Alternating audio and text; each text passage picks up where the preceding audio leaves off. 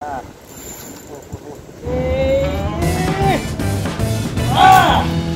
tatlo. Sa bato isa. Good evening mga chuy.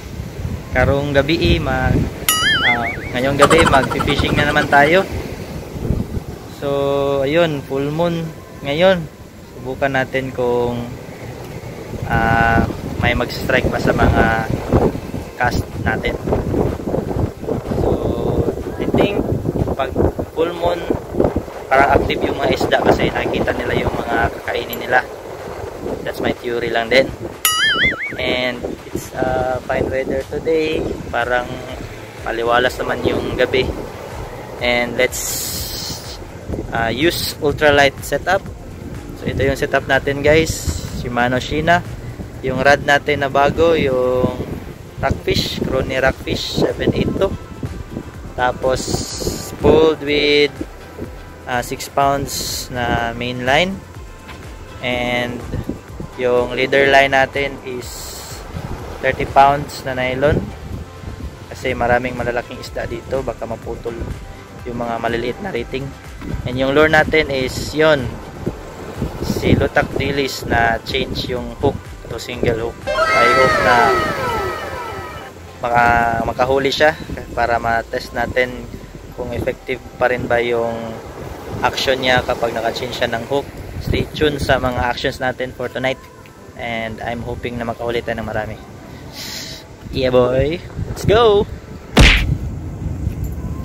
Yun, so let's try to cast na ngayon. Maraming mga isda kumakain. I hope makahuli si Dilis. Let's go!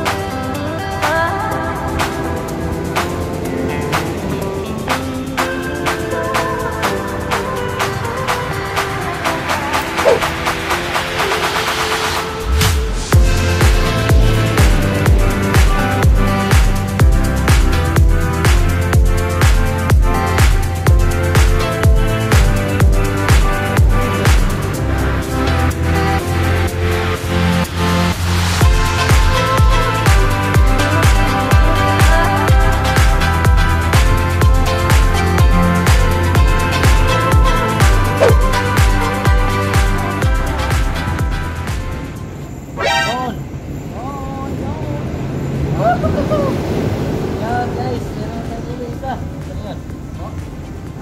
Magdikit po. Ito lang.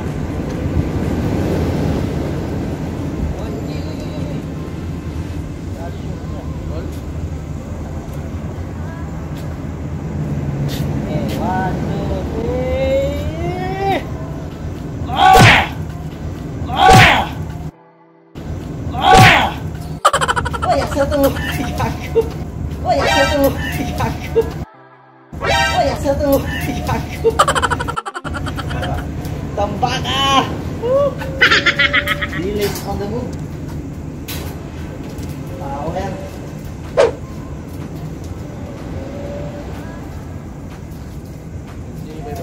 Ha?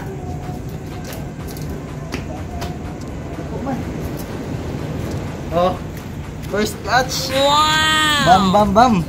Uy, catch yun. Uy!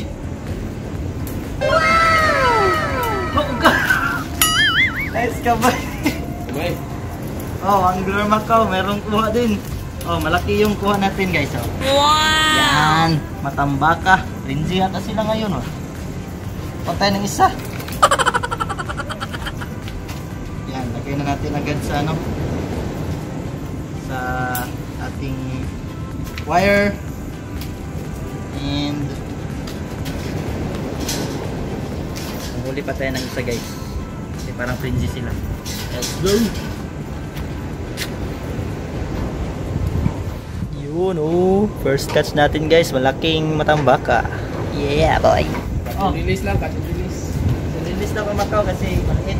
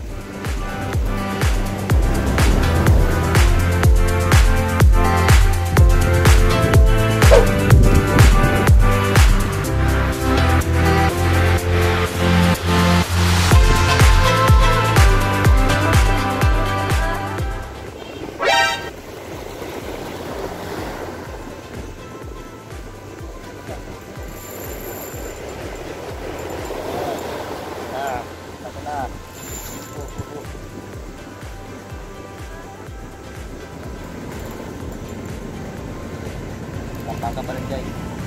Mauna yung roll natin. So 1, 2, 3. Ayan.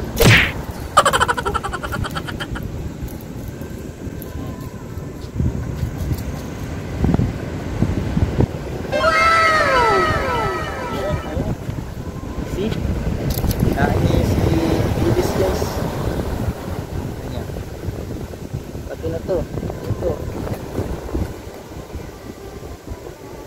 Ay, God.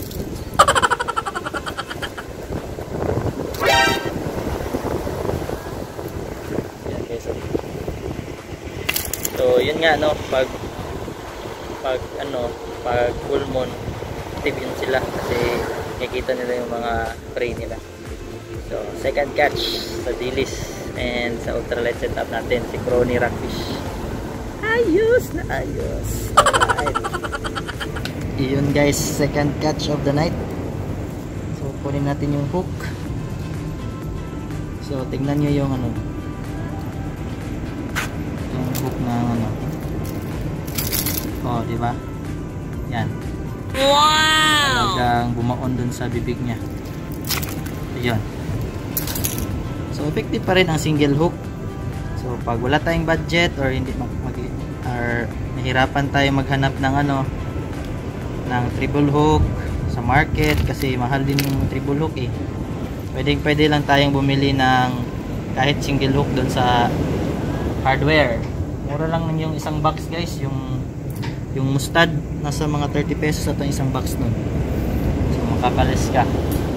If kalawang na kasi yung treble hook natin, parang less likely na makahuli tayo. So most probably palitan natin ng bago. Alright. Yan guys. Yan lang yung dalampasigan. Yan. Dito sa baba parang maraming isda. Diyan ako hindi ko lang kung makita nyo, pero diyan lang sa baba ako naghahagis kasi maraming isdang kumakain diyan. So ayun guys, dalawa na yung huli natin Boom.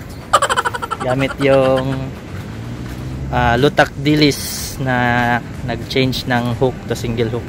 And yung ultralight gears natin na Rockfish at saka Sheena 500. Ayun. Ayos. So hindi na tayo masiruhan. So, nawala na yung frenzy kanina. Wala na yung mga matambaka doon. So lipat tayo doon sa unahan, doon sa mga mas malalaki. So I hope makahuli tayo ng malaki tonight, but this is enough. May pangulam na tayo. Yan. So yung isang mabisang technique guys sa experience ko is pag meron tayong matsimpuhan na mga isda na kumakain, yung humahabol sila ng mga maliit na isda, pag matsimpuhan mo yan, hagisan mo agad ng lure and fast retrieve. Habulin yan nila at saka strike nila yung lure natin. Halos 75% yan. Wow! So kung mapapansin nyo sa mga videos ko, parang nagmamasid muna ako before ako mag-cast kasi yun, nag-observe ako kung meron ba tayong matsimpuhan na kumakain na isda. Okay, so yun, secret tong malupit yan guys.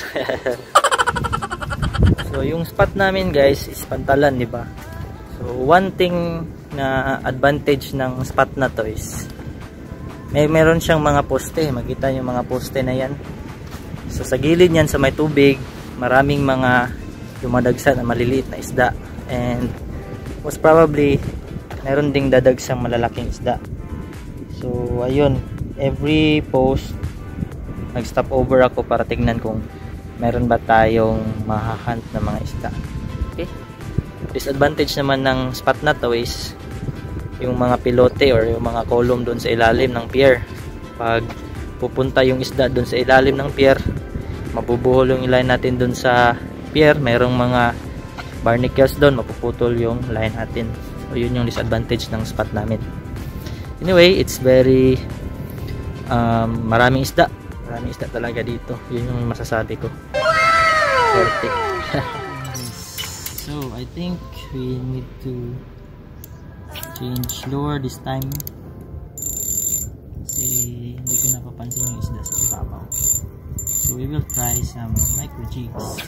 Ito yung gagamitin natin, the Yama micro jig. Ayun, we're ready.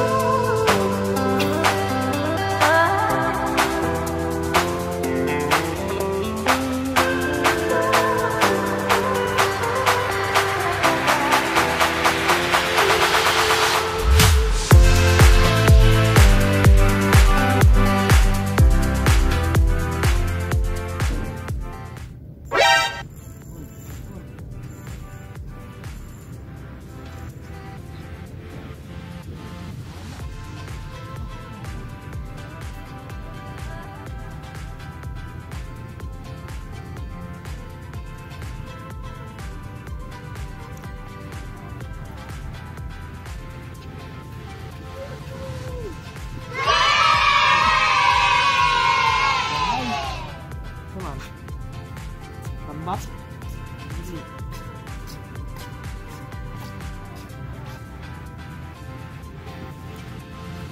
Man, i-release na ba rin? Release na natin to. Maliit. Yan, ulit sa jig. Yama micro jig. To, release na lang to. Maliit.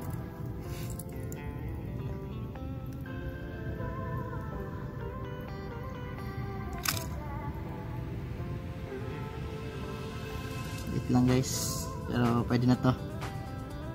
Fourth catch na sana to, yung isa hindi natin na-videohan. Talakitok, ni-release lang din natin. Wow! Anyway, yan. I think I should release this. Yun, maliit lang siya, so i-release na lang natin kasi para lumaki pa. So it's release to the wild. 1, 2, 3, go. Yon.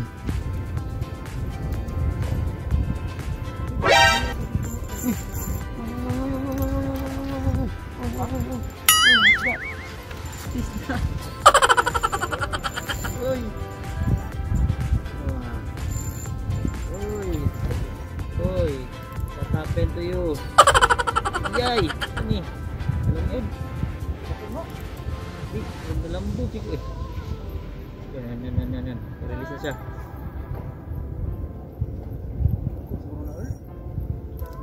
Dako ni, dako. Wow! Gamay siguro. Lulu, saan ako ni? Bukot na ako siguro ni.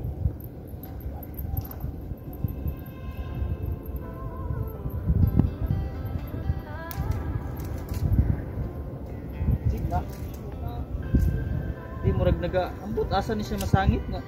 Ito ra. Ay, nasa bato na po. Yon, pip catch. Sabawin mo na yan.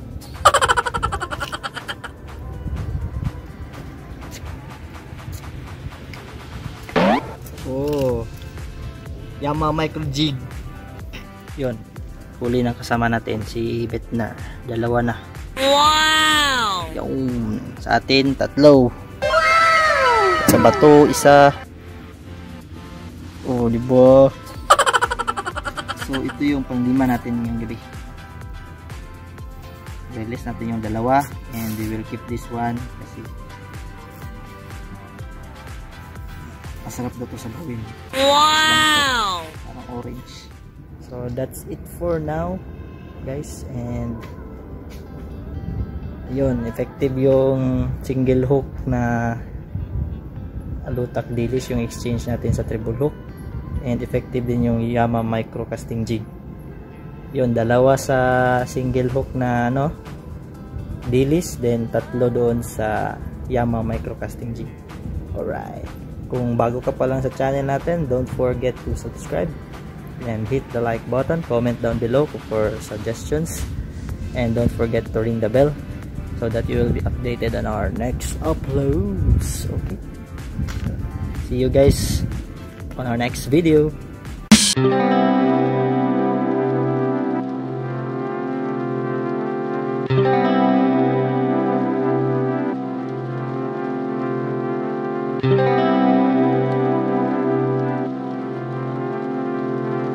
Thank you.